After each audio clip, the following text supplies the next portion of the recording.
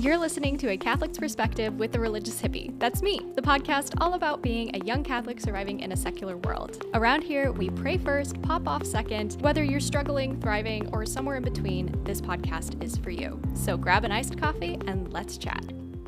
Hello, my Jude crew, and welcome back to the podcast. It's so good to be with you all again.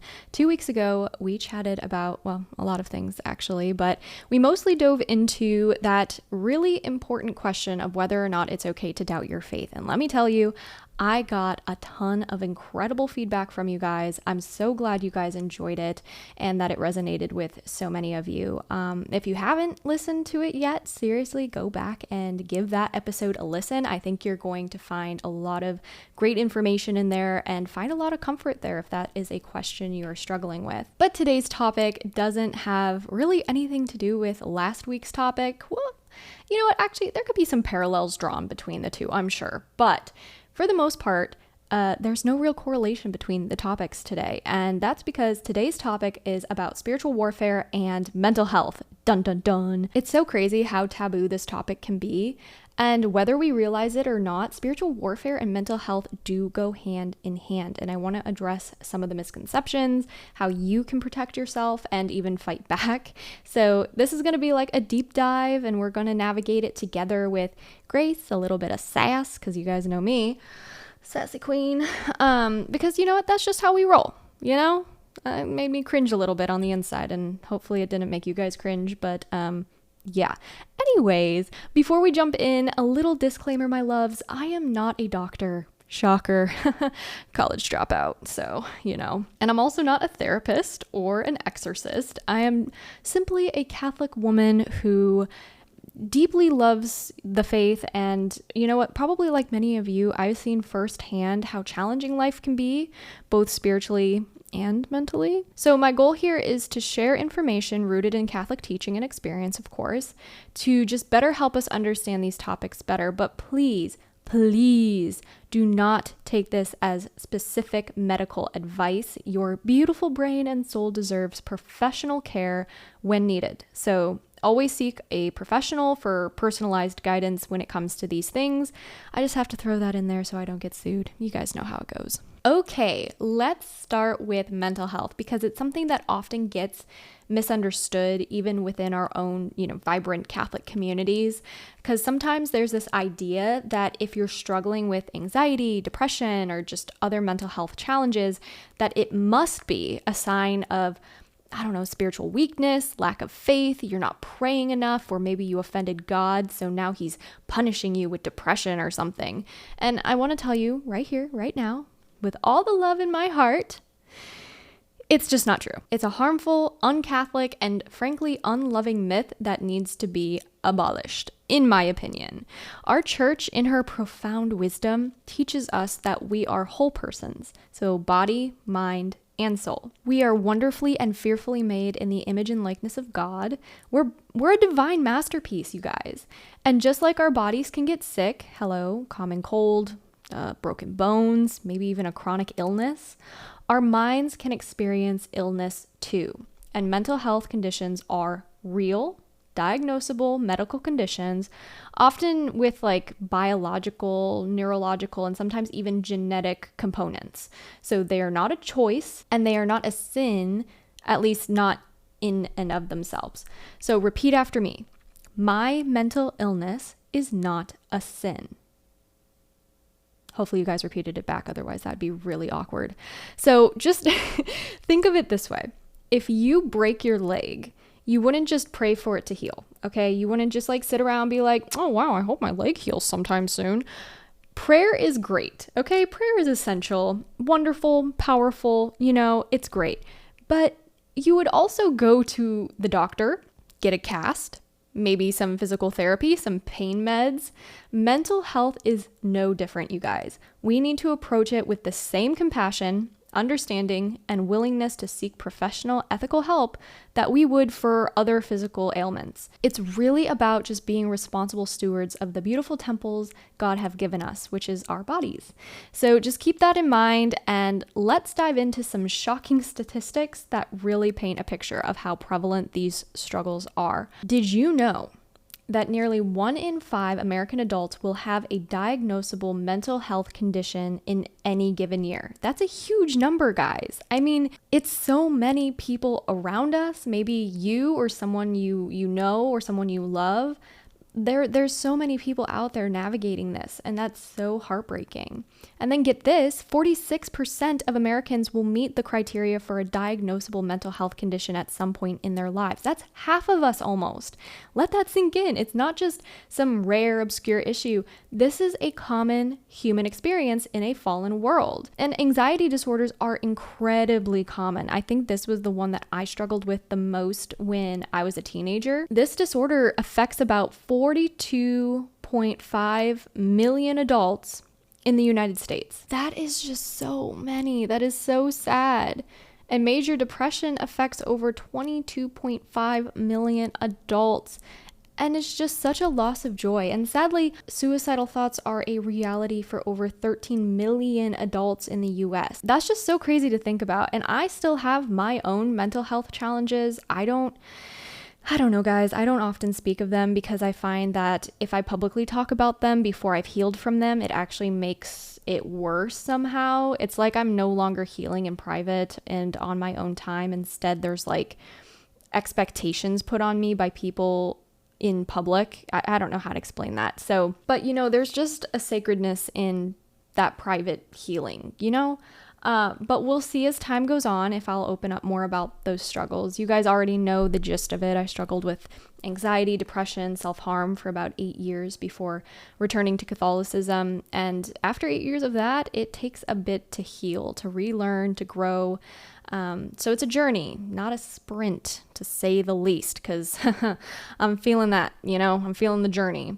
But being able to come back into my faith honestly was so healing in itself, and the church is increasingly recognizing the immense importance of just addressing mental health with a spiritual and professional lens, I guess you could say, like resources. So it's just really great to see that kind of take off more in Catholic spaces. And the Catechism of the Catholic Church, our beautiful summary of the faith, reminds us that mental health includes our emotional, psychological, and social well-being. So it emphasizes that when we are seeking ethical and morally sound interventions, whether the obstacle lies in emotions, psyche, or a social environment, we are able to help those struggling with their mental health within our faith. So it's really about upholding the dignity of the whole person, always. And I love seeing that. We've also seen a lot of our shepherds, our bishops, openly share their struggles. For instance, you guys are probably familiar with Bishop James Conley of Lincoln, Nebraska. He took a medical leave of absence to navigate his depression and anxiety. And his vulnerability was a beautiful testament that it's okay to not be okay, and it's okay, even vital, to seek help. It's not a weakness. It's an act of self-love, and that is not always a bad thing. And it's a trust in God's provision. So that's just, it's really important. But let's shift gears a little bit and let's talk about spiritual warfare. Woo, so fun. A lot of people are like, oh, is this going to be spooky and creepy and blah, blah, blah, blah, blah. I mean, well, it depends on your level of how much scariness you can handle, I guess. But in my realm of scariness, this is not scary at all. So feel free to continue listening, even if you're a coward. Just kidding. You guys aren't cowards. You guys are chill. I love you guys. Anyways, spiritual warfare is where things can sometimes get a little dramatic in people's minds. We might picture a Hollywood movie like The Exorcist with spinning heads and green vomit. And while extreme cases of demonic possession do exist, and if you actually want to watch a movie that actually accurately depicts them, definitely go check out The Ritual. It's based on a true story. So go do that. But the church takes these cases very, very seriously. The reality of spiritual warfare looks a lot different for most of us. It's usually far more subtle, a quiet war instead of like a direct war, if you will. But St. Paul, bless his heart, and I don't mean bless his heart in the way that Southern people do.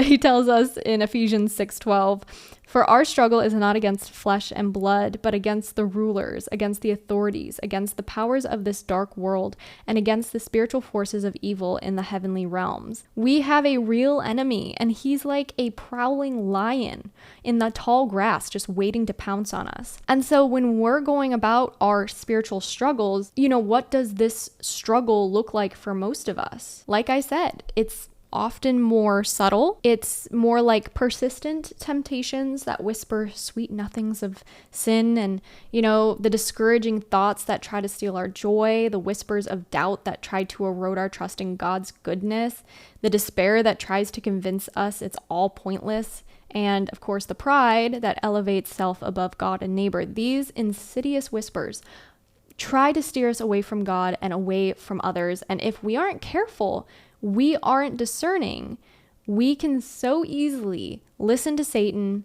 and distance ourselves from the very source of our life and love, and that is God. So be very, very careful. And a lot of people don't understand that if they're not reading God's word and spending more time with God, it's not going to be easy to hear God's voice. So make sure you're actually cultivating that relationship with him. Now, Catholic tradition and the experience of our brave exorcists, they categorize demonic activity into different levels, kind of like a spectrum. So from the everyday annoying gnats to like full-blown terrifying dragons, if you will. So the first thing that's categorized in this list, like the lesser thing, is temptation.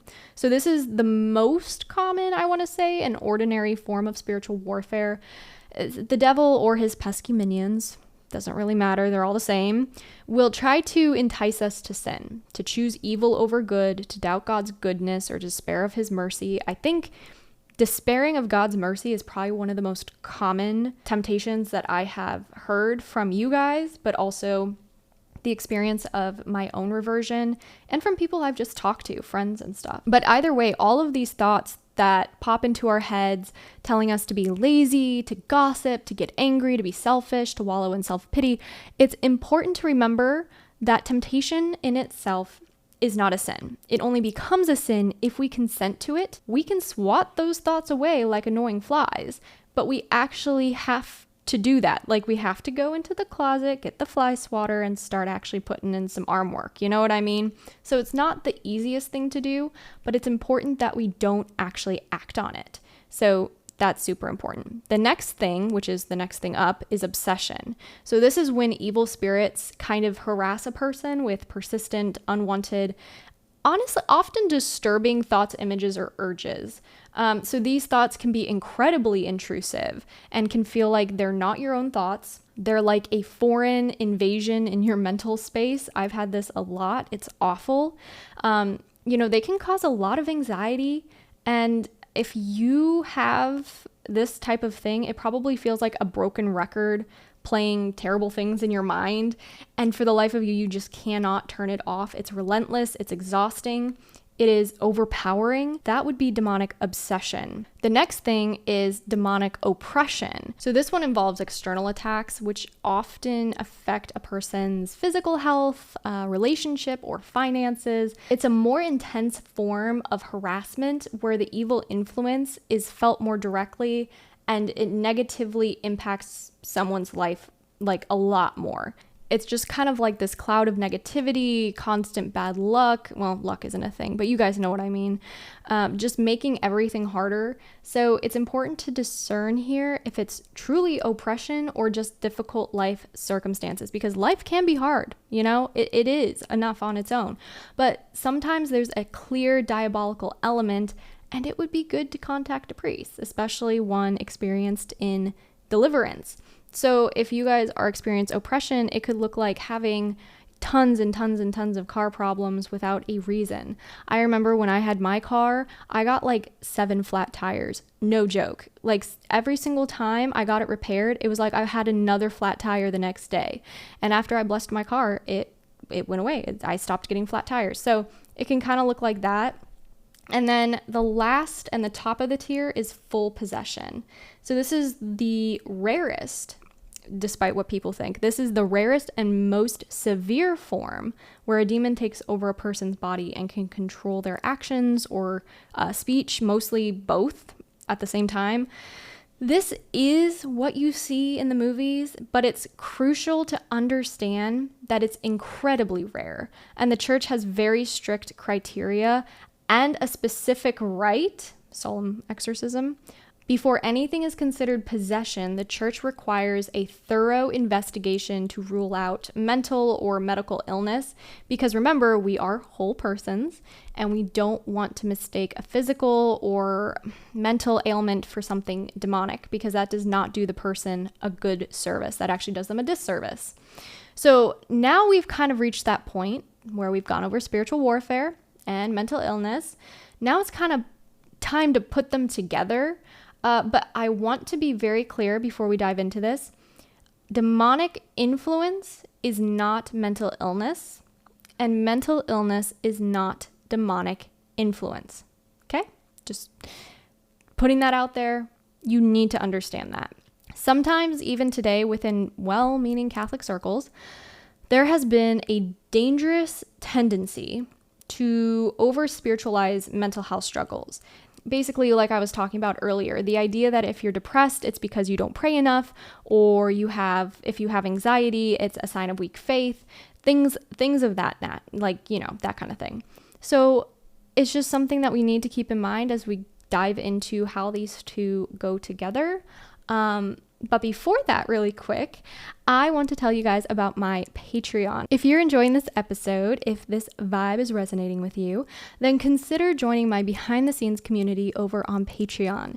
You'll be able to see full versions of my YouTube videos along with exclusive ad-free, uncensored content and other perks like getting podcasts and YouTube videos early. It's where we get to go a little deeper without any filters. You can also support this ministry by making a one-time donation on my website. Every little bit really does help keep this community going, so thank you so much. And if you're unable to donate, no worries, I understand, but please rate, follow, and share these episodes with someone who needs them. Spreading the word is a huge part of support, so thank you so much. Okay, so coming back into our episode, I want to share a very powerful quote from a renowned exorcist, Father Vincent Lampert. You guys know who that is. It just really gets to the heart of the matter. And he said, sometimes it's entirely diabolic. Sometimes it's entirely psychological. Or your own problems, right? And you want to blame the devil. Sometimes it's a mixture of both, because they'll take advantage of our own defects in order to attack us and to empower themselves. Here's the key phrase, my friends. They'll take advantage of our own defects. Think of it like this, and please bear with me with my analogy here. I'm sorry. If you have a physical wound, let's just say you have a cut on your arm. That wound isn't inherently evil or demonic. It's just a wound. But if you were to walk into a room with a hungry mosquito, well, that mosquito isn't going to go after the perfectly healthy skin. Nope. That little bloodsucker is going to be drawn right to your open wound. It will exploit that existing vulnerability. In a similar way, it's kind of hard to make sense of these analogies perfectly, but you get the vibe. Our mental health vulnerabilities, our emotional wounds, our past traumas, our personality predispositions, like a tendency towards scrupulosity or excessive worry, these are all defects or weaknesses. We're human. We're going to have those. They are not inherently demonic. They're not automatically, that's because of a demon. Like, absolutely not. But they can provide fertile ground for the enemy to sow his seed of discord, lies, and despair. So we have to be really vigilant about that. So I want to give you guys some examples of how demons exploit vulnerabilities based off of certain mental illnesses, because I think this can be very helpful for those who can kind of point it out. But yeah, let's kind of get into this. So anxiety. So if somebody already struggles with generalized anxiety, the devil doesn't cause the anxiety, but he might whisper constant thoughts of fear. What if you get sick? What if you lose your job? What if God doesn't love you? You're not good enough. He amplifies existing worries, making them feel overwhelming, inescapable, and he might suggest that seeking help is a sign of weakness, or that your anxiety means you're not praying hard enough, further isolating and despairing that person. And he just wants to keep you in that anxious loop, just constantly spiraling. For people with depression, It can be really difficult to characterize this one, but I guess the best way to say it is when you have just really deep feelings of hopelessness, worthlessness, despair, the devil will pounce on those feelings. He might whisper like, God doesn't care about you. You're a failure. There's no point in trying. You might as well just give up. He will try to convince you that your depression is reality, the only reality, and there is no escape. So cutting you off from hope, from the desire for life, which is, both natural and supernatural, but he wants to just completely pull you down into that despair and never let you back up. Another common one is scrupulosity. This is like an obsessive concern that one is guilty of sin, often in minor matters, leading to excessive confession and fear. While a recognized mental health condition in the form of OCD, the devil loves scrupulosity because he will amplify every doubt, make every venial sin feel mortal, and whisper that you're never truly forgiven, even after confession. And he tries to turn genuine piety into torment, just faith into crippling fear, and it just alienates the person from the sacraments, and the sacraments are meant to bring them peace. It's just so tragic that Satan will try to use these things against these people. It's so sad. Now, let's say someone's experienced something like really bad, deep trauma, like PTSD, flashbacks, emotional dysregulation. So Satan might try to trigger those traumatic memories, like fueling anger and bitterness and despair. He might suggest that God allowed the trauma or that healing is impossible. And that's basically just preventing the person from processing their pain, receiving healing, going and finding spiritual peace. He just wants people to stay stuck in that pain and be unable to move forward past that. Because if they stay in the pain, they're basically not going to get any help. So he loves it when people don't get help and they just stay where they are. And then the last one, which you can define whether or not it categorizes as a mental illness, but I believe it does, and that is addiction. So whether it's like substances or behavior, this has a strong psychological and sociological component, okay? The devil doesn't cause the addiction, but he will certainly exploit the craving and the accompanying guilt. He'll whisper rationalizations for relapse, suggest you're too weak to overcome it, and then try to make you feel like an utter failure when you actually fall into that sin. So it just creates this weird cycle of shame, and he wants to keep you in that cycle. So basically, the demonic attacks aren't the source of the mental illness, but it's just like a parasitic amplification or distortion of the existing condition. I don't know if that makes sense. Hopefully that does. But the devil adds lies, discouragement, despair, just anything he possibly can to add more on top of what you're already struggling with. He tries to turn our natural human suffering into an occasion for sin. He's just a dirty player, guys, and he will do whatever he can to get you away from God. And this, at least, is where the church, through her exorcists and everything, kind of come in. And, these exorcists, they're so wonderful. Deliverance ministry always insists on medical and psychological evaluation first before anyone dare cry demon. It's just really important, and it's proper pastoral care if they rule out mental illness first. So that's really important. So you have to have discernment when it comes to these things. A responsible priest will not jump to the conclusion of the demonic influence like right away. They'll usually encourage you to see a doctor, a psychiatrist, a therapist, because most of what people think is demonic turns out to be a natural phenomenon, a mental health condition, intense stress. It just really depends. But this is all really about being responsible and thorough. Remember that if you do have a mental illness, no amount of exorcism or deliverance prayer will magically rebalance your brain chemistry, okay? You need appropriate treatments and therapy. God works through natural means, including the brilliance of his creation, human knowledge and medicine.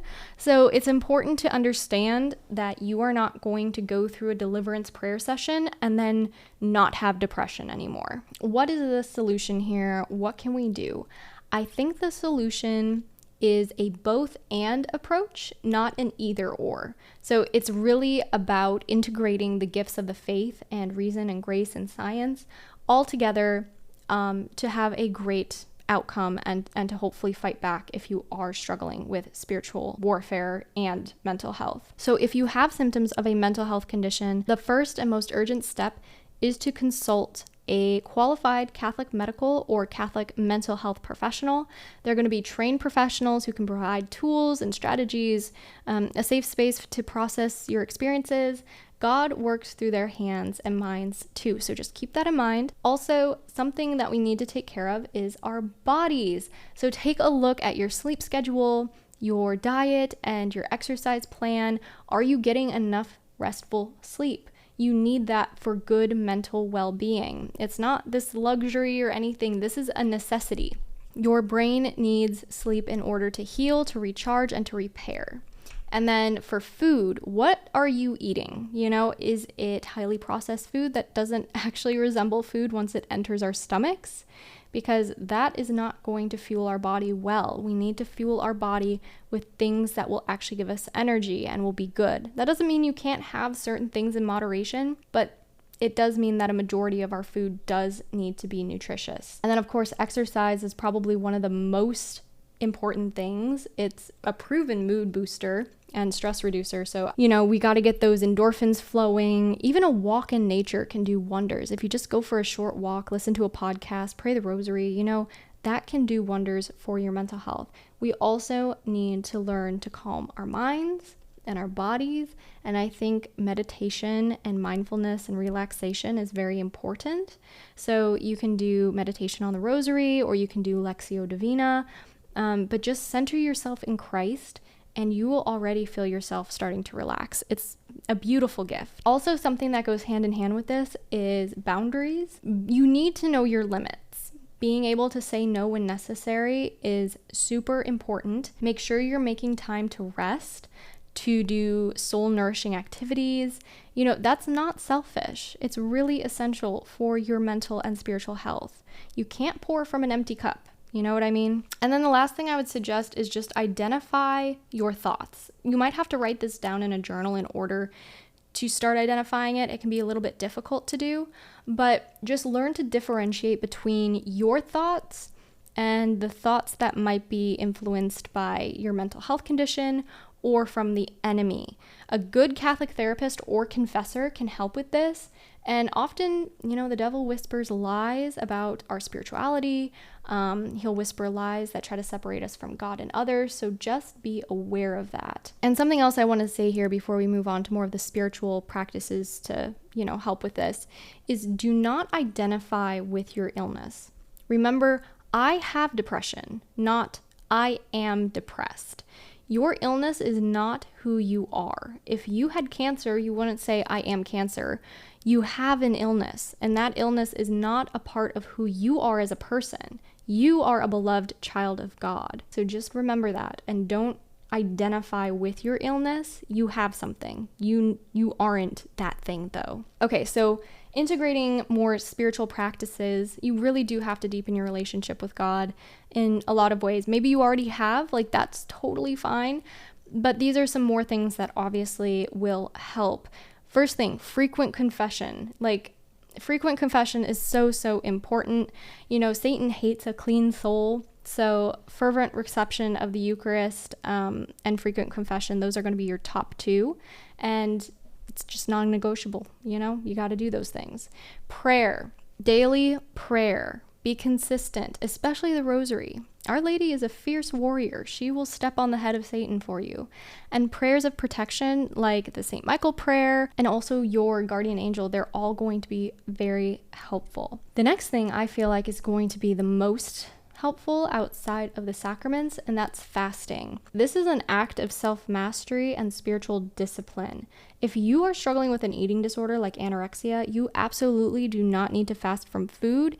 You can fast from TV, social media, excessive music, your phone, your favorite podcast, though I would hope you won't fast from this one too often. Just kidding. If you have to do it, you do. Anything that helps you detach from worldly things and draw closer to God, do that. Fast from that. And then the last thing is virtue. Strive for virtue, especially humility. You also should be practicing charity and perseverance. Charity unites us with God and neighbor, and perseverance is just never giving up. This is going to take time. Don't expect an overnight transformation, but you'll see really long-lasting change as you continue practicing these virtues. It's just a garden you need to tend day by day.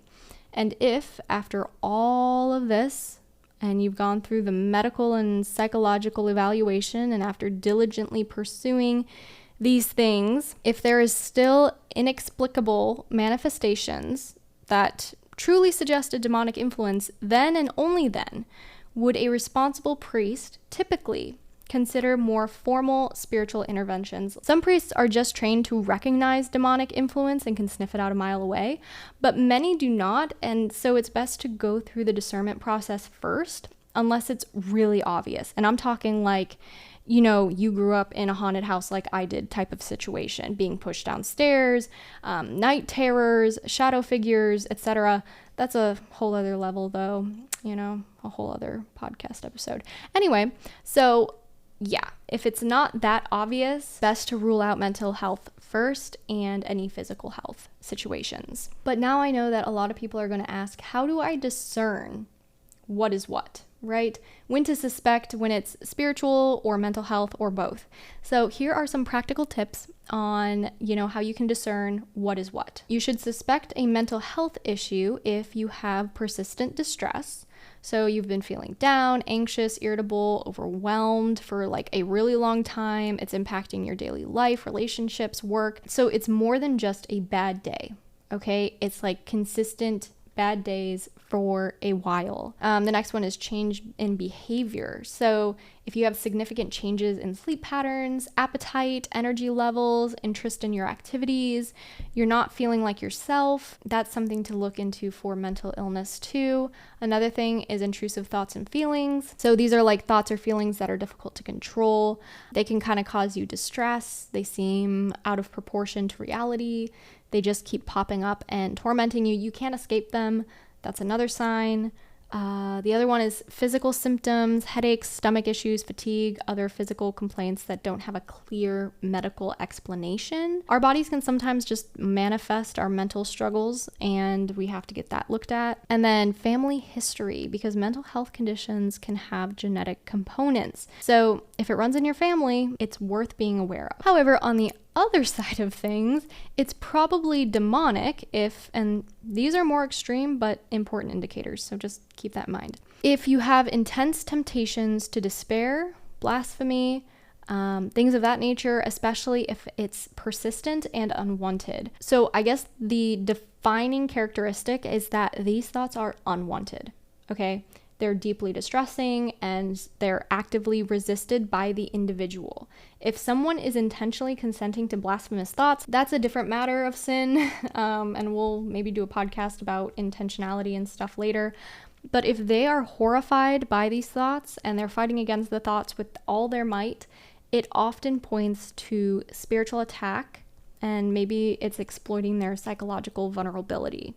The enemy just wants to plant doubt and despair, so it would not surprise me if that was the case. Another sign it could be demonic is a sudden, strong aversion to sacred things. So it's natural for people to go through periods of spiritual dryness. We all have a moment of where we kind of just doubt our faith, which we talked about in 2 weeks ago episode, or just like a lack of devotion. It's just not necessarily demonic. But if it's a sudden, intense, and inexplicable aversion that is deeply distressing and contrary to the person's normal, life and things of that nature, it could be diabolic influence for sure. And then after that, I would say irrational fear or anxiety, but specifically around religious practices. So generalized anxiety can certainly make an activity daunting, but I'm referring to anxiety that is specifically and disproportionately triggered by religious actions. Just it's like blown way out of proportion from what it should be. And then in general, how Satan likes to exploit us is he might just have us have a crippling fear of going to confession, you know? And I would put this above even, I guess, normal nervousness. So this person probably desires to be reconciled with God, but they just have this crippling fear of going to confession. And the devil knows the power of confession and how freeing it can be for these souls that are trapped in sin. So an irrational dread or panic associated with receiving the Eucharist or going to confession or something of that nature, that could definitely be, you know, a demonic type of attack.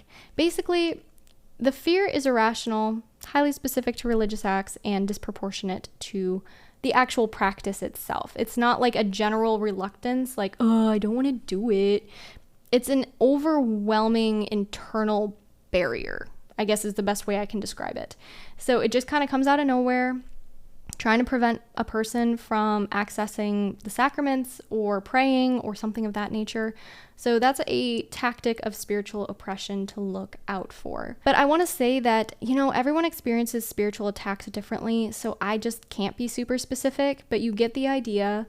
It's really about discerning the source and the nature of the struggle. I would highly suggest you seek immediate spiritual counseling if you have any involvement with the occult. Okay, things like Ouija boards, seances, witchcraft, fortune telling, Reiki, even yoga. Any attempt to communicate or be a part of a different religion can open doors to the demonic and will land you in some hot water spiritually. Exorcists repeatedly warn against any involvement with the occult. Okay, so people should stay away from anything occult. And, you know, people, honestly, they think that they can control the occult, but they can't. Okay, it's like playing with fire, and you will get burned. You should also seek immediate spiritual counsel if there's unusual manifestations during prayer or around sacred objects. This is rare, but if you or someone you know experiences extreme, uncontrollable reactions to holy water, crucifixes, prayers, it does warrant investigation by a priest experienced in this area, because that is not normal. Another thing is knowledge of hidden things or speaking in unknown languages. These are just classic, but albeit rare, signs of potential possession, and it should always be discerned by a trained church authority. So that's a lesser one. I don't see that happening too often, but yeah. And then the last one is supernatural strength. I'm not talking about, oh, someone got an adrenaline rush and lifted a car off someone. I'm talking like throwing a grown-ass man across a room, completely airborne, with seemingly impossible force. Like, out of all the demonic things I have experienced, I have yet to see that. So that is good. Anywho, remember how I said earlier that Satan likes us to be isolated and alone, to feel like we're fighting this battle by ourselves. Maybe it's too hard for you to call up a friend right now, but guess what? We have friends who are with us constantly, who also struggled with mental illness and spiritual warfare. So do not forget about your heavenly friends who were where you are now, okay? They get it. They've been there. I'm going to list off some saints that you can research and ask intercession from, because they are beautiful friends, okay? Number 1 is actually Saint Therese of Lisieux's father, Saint Louis Martin. He actually ended up struggling a lot later in life. He ended up getting dementia and struggled with paranoia and was actually admitted to a mental asylum. So he's a great one. Saint Therese of Lisieux, she's known as the Little Flower. She was a very sensitive soul, you know, she struggled with anxiety and scrupulosity, but her little way of trusting God in his merciful love and, you know, just doing small things with great love was her path to holiness despite her struggles. There's also Saint Jane, I'm gonna not pronounce it the French way, my poor husband. Saint Jane Frances de Chantal. That was really rough. I'm sorry, guys. But she actually struggled for decades with really, really bad depression because her husband died suddenly and accidentally. And she had really bad temptations. She felt unlike herself, but her spiritual director was Saint Francis de Sales. So she was in good hands, to say the least. But still, talk about walking through the valley. And then there's Saint Benedict Joseph Lebras, Labre.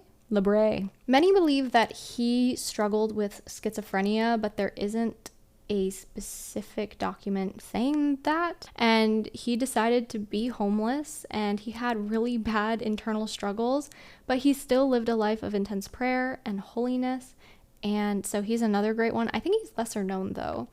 I think the most obvious one that people expect me to suggest is Saint Dymphna, which 100%, but she herself did not actually struggle with mental illness. It was her father who struggled with mental illness. She was fleeing from her father after her mother died, and he was trying to marry her, so he was incestuous, and he eventually tracked her down and murdered her. So she is a wonderful intercessor for those healing from mental health, and honestly, a great friend. I have befriended her on multiple occasions, and she is phenomenal. Then 2 more recent people. One is a saint, one is not yet. So the first one's Mother Angelica, and she's the founder of EWTN. She had a very difficult early life. I mean, she witnessed her mother's depression, and then she herself struggled with anxiety, and she was medicated in high school for it. But she dedicated her life to God, and she just became a beacon of hope to those who do struggle. So I highly suggest you guys, ask for her intercession too. I know she hasn't been canonized or anything of that nature yet, but hopefully one day. And then the last one is St. John Paul II.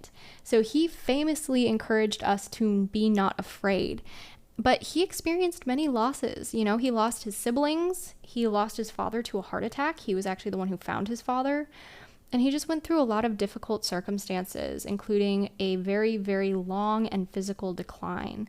But he just reminds us that Christ took all human suffering on himself, even mental illness. JP2 just really understood the suffering of humanity, and he's one of my favorite saints. So check out these saints, get to know their stories, and when you're in the midst of a mental health crisis or any spiritual struggle, ask them for their powerful help. They're cheering you on from heaven. So, just reach out to them, ask and you shall receive. Okay, but the saints are just the tip of the iceberg. There are incredible resources out there to help you on this journey. Education and informed action are really important. So I'm going to give you guys some resources, and yes, I will link these in the show notes in case you guys want to go check them out for yourselves.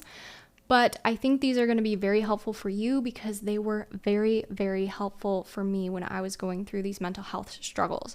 So the first one you're going to check out is the Association of Catholic Mental Health Ministers. Their website is catholicmhm.org.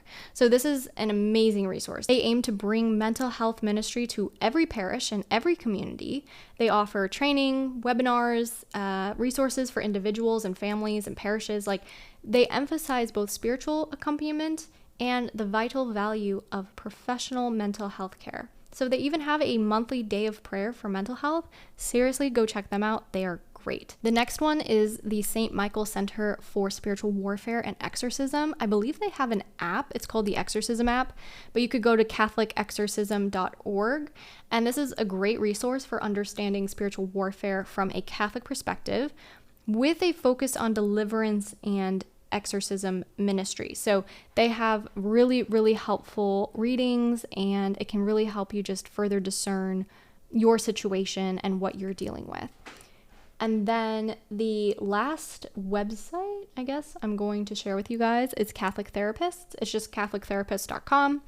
And this is a directory that will help you find a licensed Catholic therapist who shares your faith and can integrate it into their practice. And this can just be such a blessing for those who want their faith to be a part of their healing journey. And if you're Catholic, that is how it should be. The next thing I'm going to suggest are some recommended books. These are just a few. I don't want to overwhelm you guys, but these are some of my personal favorites. One of them being Spiritual Warfare and Divine Mercy by Father Ken Geraci. He is phenomenal. Definitely go check that out on Tan Books. You can use my promo code Amber15. And then The Screw Tape Letters by C.S. Lewis. Also use my promo code Amber15. After that, I would probably suggest Demons, Deliverance, and Discernment by Father Mike Driscoll. He is really great as well. And then A Family Guide to Spiritual Warfare, Strategies for Healing and Deliverance by Kathleen Beckman. This was honestly one of my favorite books when my husband and I got married. Another one that I would highly suggest, though it's very, very thick, but it's a deep dive into all this stuff, so I highly suggest it. And that book is Dominion, The Nature of Diabolic Warfare by Father Chad Ripperger. After that, Deliverance Prayers for Use by the Laity, also by Father Chad Ripperger. And then probably the Liber Christo Method, a field manual for spiritual combat by Dan Schneider. So highly suggest all of those books for spiritual warfare specifically. And then for mental health, I highly suggest Introduction to the Science of Mental Health by Father Chad Ripperger. The Soul Also Keeps the Score, a trauma-informed companion to the spiritual exercises of St. Ignatius by Father Robert McKenzie, I believe is McKenzie? Yeah, you guys will find it. Another book is Unworried by Gregory Popka. The Problem of Pain by C.S. Lewis, Wandering in the Darkness by Eleanor Stump, and then one of my personal favorites is Litanies of the Heart by Dr. Jerry Crete. So hopefully those books didn't overwhelm you guys, but those are all wonderful, wonderful books to get and to read. Again, if you guys are getting them off Tan Books, make sure you get a discount for them because I know books can be very expensive. So use my promo Amber15 at checkout so you guys do get a discount. And then, there's so many other resources out there, but I want you guys to remember novenas and devotions, okay? Do the novena to St. Dymphna, novena to St. Therese of Lisieux, novena to St. John Paul II. There's even a novena for mental health. The U.S. bishops have been promoting these mental health novenas, so definitely type that into Google, they'll pop up. And start doing novenas because they will be so, so helpful. Okay, you guys, what is the takeaway from all of this? It's that we need a holistic approach to our well-being. We are not just spirits, we are not just minds, we are just not bodies, even though the world will try to separate our soul from our bodies. We are both, okay? We are integrated beings. We are wonderfully and fearfully made, and all these beautiful parts of us affect each other. It's a symphony, and sometimes a few instruments get out of tune. So if you're struggling, please just don't let shame or misunderstanding keep you from seeking the help that you need. Your healing is so important. Your peace is important, and God desires it for you. So go to confession, receive the Eucharist in a state of grace, pray daily, especially the Rosary. Our Blessed Mother is so powerful. She will crush the head of the serpent. Make sure you're cultivating a strong relationship with God. Seek professional help if you need it. Talk to a trusted priest, spiritual director, or confessor. Try to build a strong community of faith-filled friends, people who are accountability partners, and educate yourself and learn about discernment. The devil wants to isolate us, to make us feel alone and hopeless, and to whisper into our ears these lies. But the church wants to gather us in, to heal us, to strengthen us for the journey to heaven, and God wants us to be whole, physically, mentally, and spiritually. He wants you to thrive. So remember that God is bigger than any illness, any struggle, any demon for that matter, and He loves you so, so much, and with an unconditional love that transcends all understanding. We'll never understand it. He desires your healing, your holiness, and He wants you to know that you are not alone in this fight. We are all in this together with the church, with the saints, and most importantly, with Christ Himself leading the way. As one exorcist put it, fearlessness is a grace, and it's a grace that we can pray for. We don't need to be afraid of the devil. We need to be reverent and obedient to God. We need to trust in His immense power and His ultimate victory over all evil. We are on the winning team, you guys, because Christ is King.